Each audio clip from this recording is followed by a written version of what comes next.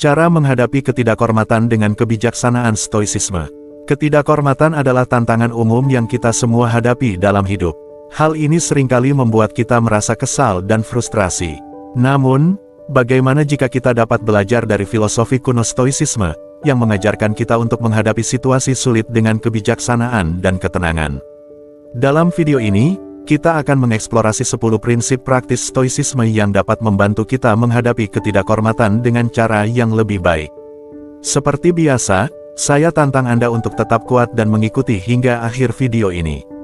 Mari kita mulai. Nomor 1. Tetap tenang. Salah satu ajaran inti stoisisme adalah bahwa kita tidak terganggu oleh apa yang terjadi pada kita, melainkan oleh cara kita memandang apa yang terjadi. Seperti yang dikatakan oleh Epictetus, manusia tidak terganggu oleh hal-hal, tetapi oleh pandangan mereka tentang hal-hal tersebut. Ini berarti bahwa ketidakhormatan bukanlah sesuatu yang secara inheren merugikan atau menghina. Yang membuat kita merasa sakit hati atau marah adalah interpretasi dan penilaian kita terhadapnya. Ketika seseorang tidak menghormati Anda, ingatlah bahwa perilaku mereka adalah hasil dari pikiran, perasaan, dan pendapat mereka sendiri, bukan cerminan dari nilai atau harga diri Anda yang sebenarnya. Memahami hal ini dapat membantu Anda tetap tenang dan tidak membiarkan perilaku mereka memengaruhi keadaan emosional Anda. Nomor 2. Refleksi diri. Aspek penting lain dari stoisisme adalah praktik refleksi diri dan pemeriksaan diri. Para stoik percaya bahwa kualitas pikiran kita menentukan kualitas hidup kita, dan bahwa kita harus selalu berusaha untuk memperbaiki diri dan tindakan kita. Seperti yang dikatakan Marcus Aurelius, kebahagiaan hidup Anda bergantung pada kualitas pikiran Anda. Saat menghadapi ketidakhormatan, penting untuk merenungkan diri sendiri dan mengajukan pertanyaan seperti, apakah ada kebenaran dalam apa yang orang itu katakan atau lakukan? Apakah saya melakukan atau mengatakan sesuatu yang memicu situasi ini? Bagaimana saya dapat merespons dengan cara yang konsisten dengan nilai dan kebajikan saya? Dengan merefleksikan diri dan situasi secara objektif, Anda dapat memahami peristiwa tersebut dengan lebih baik, termasuk peran Anda sendiri di dalamnya. Refleksi diri adalah cara stoik untuk memastikan bahwa respons Anda didasarkan pada penilaian yang rasional, bukan reaksi impulsif. Hal ini membantu Anda belajar dari situasi dan mendorong pertumbuhan serta kebijaksanaan pribadi. Nomor 3. Belajar untuk berhenti sejenak. Seneca pernah berkata, kapanpun Anda marah, pastikan bahwa itu bukan hanya kejahatan saat ini, tetapi juga kebiasaan yang meningkat. Para stoik menekankan pentingnya pengendalian diri dan rasionalitas. Mereka berpendapat bahwa reaksi impulsif yang dipicu oleh emosi intens seperti kemarahan atau frustrasi seringkali mengarah pada keputusan buruk dan penderitaan yang tidak perlu. Saat menghadapi ketidakhormatan, pendekatan stoik mendorong Anda untuk menghindari reaksi impulsif. Sebaliknya, ambillah momen untuk berhenti sejenak dan mengumpulkan pikiran Anda. Berhenti sejenak ini memungkinkan Anda untuk mendapatkan kembali kendali atas emosi Anda dan memberi Anda kesempatan untuk merespons dengan cara yang lebih terukur dan penuh pertimbangan. Dengan menahan dorongan untuk bereaksi langsung, Anda dapat lebih selaras dengan prinsip-prinsip stoik tentang kebijaksanaan dan pengendalian diri. Pendekatan ini seringkali menghasilkan interaksi yang lebih konstruktif dan tidak terlalu dipenuhi emosi. Ketika menghadapi ketidakhormatan, berhenti sejenak adalah strategi stoik utama untuk mempertahankan ketenangan dan membuat keputusan yang rasional. Ini pada akhirnya mengarah pada hasil yang lebih positif dan pertumbuhan pribadi. Nomor 4. Berempati. Epictetus, seorang filsuf stoik yang berpengaruh, mengatakan, jangan mencari kebaikan dalam hal-hal eksternal, carilah dalam diri Anda sendiri. Para stoik percaya pada keterhubungan manusia dan bahwa memahami motivasi serta emosi orang lain dapat meningkatkan interaksi dan pertumbuhan pribadi. Ketika seseorang menunjukkan ketidakhormatan, stoisisme menyarankan kita untuk mempraktikkan empati. Cobalah untuk menempatkan diri Anda pada posisi orang tersebut dan pahami sudut pandang mereka. Empati membantu Anda melihat situasi dari sudut pandang yang berbeda dan menyadari bahwa ketidakhormatan tersebut mungkin bukan bersifat pribadi atau disengaja. Bisa jadi, hal itu disebabkan oleh ketidakamanan, ketakutan, atau ketidaktahuan mereka sendiri. Empati juga memungkinkan Anda merasakan belas kasih terhadap orang tersebut dan mengurangi perasaan negatif Anda terhadapnya. Dengan berempati kepada orang yang tidak menghormati Anda dapat menghindari mengambil tindakan atau ucapan mereka secara pribadi dan merespons dengan cara yang lebih terhormat dan bermartabat. Empati mencerminkan prinsip-prinsip stoik tentang kebijaksanaan, belas kasih, dan perbaikan diri. Ini membantu Anda belajar dari situasi yang menantang dan tumbuh sebagai pribadi. Dengan mempraktikkan empati, Anda dapat menghadapi ketidakhormatan dengan cara yang lebih positif dan konstruktif. Nomor 5. Fokus pada kebajikan. Salah satu gagasan utama stoicisme adalah mengembangkan kebajikan seperti kebijaksanaan dan keberanian.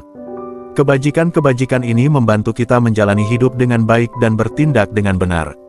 Seneca, seorang filsuf stoik terkenal, menulis bahwa kebajikan tidak lain adalah alasan yang benar. Artinya, menjadi berbudi pekerti sama dengan menjadi rasional dan konsisten dengan tatanan alami. Para stoik percaya bahwa kebajikan adalah kebaikan tertinggi dalam hidup, dan bahwa segala sesuatu yang lain adalah hal yang netral atau tidak penting. Ketika kita menghadapi ketidakhormatan dari orang lain, stoicisme mengajarkan kita untuk fokus pada kebajikan dalam respons kita. Ini tidak berarti bahwa kita harus mengabaikan atau mentoleransi ketidakhormatan, tetapi kita harus merespons dengan cara yang mencerminkan nilai dan prinsip stoik kita. Dengan berfokus pada kebajikan, kita dapat menghindari pengaruh emosi negatif, menjaga martabat dan integritas kita, serta tumbuh sebagai individu. Stoicisme menantang kita untuk menjadi versi terbaik dari diri kita sendiri, bahkan dalam situasi yang sulit.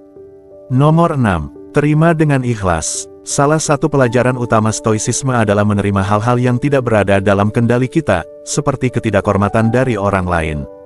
Epictetus mengatakan, orang bijak tidak bersedih atas hal-hal yang tidak dimilikinya, tetapi bersyukur atas apa yang dimilikinya. Ini berarti bahwa kita harus bersyukur atas apa yang kita miliki dan tidak terlalu khawatir tentang apa yang kita tidak miliki. Stoicisme juga mengajarkan kita untuk membedakan antara apa yang berada dalam kendali kita dan apa yang tidak. Prinsip ini dikenal sebagai dichotomy of control.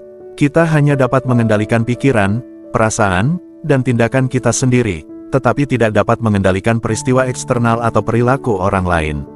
Oleh karena itu, ketika kita menghadapi ketidakhormatan, kita tidak boleh membiarkannya mengganggu kedamaian batin kita.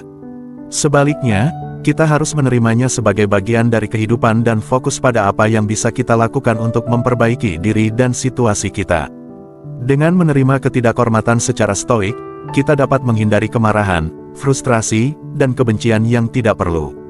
Kita juga dapat belajar dari pengalaman tersebut dan tumbuh sebagai individu. Nomor 7. Gunakan humor. Kadang-kadang, sedikit tawa dapat membawa perubahan besar. Seperti yang dikatakan oleh filsuf kuno Seneca, Anda telah menguasai diri Anda ketika Anda tahu bagaimana menghadapi apa yang seharusnya tidak Anda anggap serius. Stoicisme mengajarkan kita untuk mengendalikan emosi dan bertindak secara rasional, tetapi juga mengakui nilai humor dalam menghadapi situasi sulit. Humor dapat membantu kita menjaga keseimbangan emosi dan menghindari rasa marah atau kesal yang berlebihan. Ketika seseorang tidak menghormati Anda, daripada membiarkan emosi menguasai diri, Anda dapat memilih untuk merespons dengan komentar cerdas atau lelucon ringan. Tentu saja, humor harus digunakan dengan tepat dan tidak berlebihan, tetapi ini bisa menjadi teknik stoik yang bermanfaat untuk menangani ketidakhormatan dengan cara yang lebih positif dan damai. Nomor 8. Tetapkan batas yang jelas. Stoicisme bukan tentang menjadi karpet yang diinjak-injak, tetapi menjadi batu yang kokoh. Batu yang tetap teguh menghadapi ketidakhormatan dan ketidakadilan. Batu yang tahu nilainya dan menuntut rasa hormat dari orang lain. Batu yang mengendalikan apa yang bisa dikendalikan dan melepaskan apa yang tidak bisa dikendalikan. Ketika seseorang tidak menghormati Anda tidak harus menerimanya begitu saja. Anda juga tidak perlu marah secara berlebihan. Anda dapat tetap tenang dan tegas. Anda bisa memberitahu mereka apa yang mereka lakukan salah dan bagaimana Anda ingin diperlakukan. Tetapkan batasan yang jelas dan wajar untuk melindungi martabat serta rasa hormat terhadap diri sendiri. Inilah yang diajarkan stoicisme. Stoicisme mengajarkan kita untuk menjadi kuat, adil, dan berani. Mengajarkan kita untuk menghormati diri sendiri dan orang lain, menjaga kendali batin, serta martabat luar dalam situasi apapun. Nomor 9. Pilih untuk memaafkan. Bayangkan seseorang tidak menghormati Anda. Bagaimana Anda bereaksi? Apakah Anda melampiaskan amarah atau membiarkannya berlalu? Filosofi kuno stoicisme menawarkan kebijaksanaan tentang hal ini.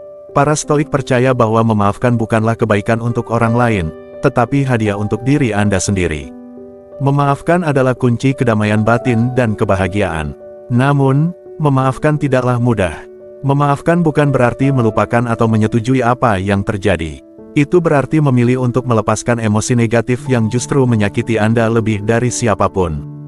Para Stoik mengatakan bahwa kita harus memaafkan semua orang, tetapi tidak sembarangan. Kita harus memaafkan dengan bijaksana, penuh belas kasih, dan adil. Stoicisme mengajarkan kita untuk fokus pada apa yang bisa kita kendalikan dan melepaskan apa yang tidak bisa kita kendalikan. Kita tidak bisa mengontrol bagaimana orang lain bertindak, tetapi kita bisa mengontrol bagaimana kita merespons. Kita bisa memilih untuk memaafkan dan membebaskan diri dari beban kemarahan serta kebencian. Kita bisa memilih untuk melangkah maju dengan kedamaian dan ketenangan batin. Itulah yang dimaksud stoicisme dengan memaafkan. Ini bukan kelemahan, tetapi kekuatan.